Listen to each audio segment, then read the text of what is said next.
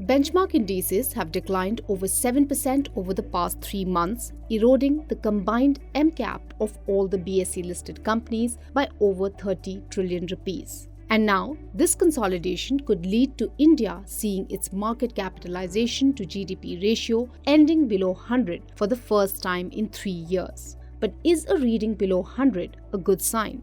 And what exactly is m-cap-to-GDP ratio? Simply put, a market cap to GDP ratio is a measure of the total value of all publicly traded stocks in a country divided by that country's gross domestic product or GDP. The number is multiplied by 100 to arrive at a value which is used to judge whether a country's stock market is overvalued or undervalued. The m-cap to GDP ratio is also known as the Buffett indicator. This is because celebrated US-based investor Warren Buffett believes the ratio is probably the best single measure of where valuations stand at any given moment. A reading greater than 1x or 100% is considered to be a sign of being highly valued, while a reading below 0.5x or 50% is considered to be cheap.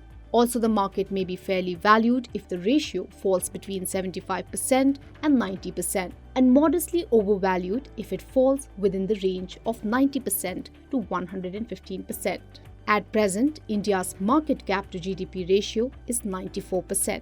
India's m-cap to GDP ratio on an average has been around 80% over the past decade. The ratio was more than 100% in FY8, FY21 and FY22. That said, are there any shortcomings of this ratio? One of the few concerns of the ratio is that it doesn't take into account growth prospects of a country. Moreover, the ratio is impacted if there is a large increase in the percentage of companies that are going public. That's because the ratio would go up even though nothing has changed from a valuation perspective. Overall, the Buffett indicator is like a price to sales ratio for an economy. Under the indicator, investors assess the value of all stocks on an aggregate level against the value of the country's total output. However, as the ratio has been trending higher over a long period, many investors are beginning to question what a reasonable average ratio should be. If you like this video, share it and subscribe to Business Standard. For more news, views and insights, log on to www.business-standard.com. Do also follow us on YouTube, Twitter, Facebook, Instagram, Telegram and LinkedIn.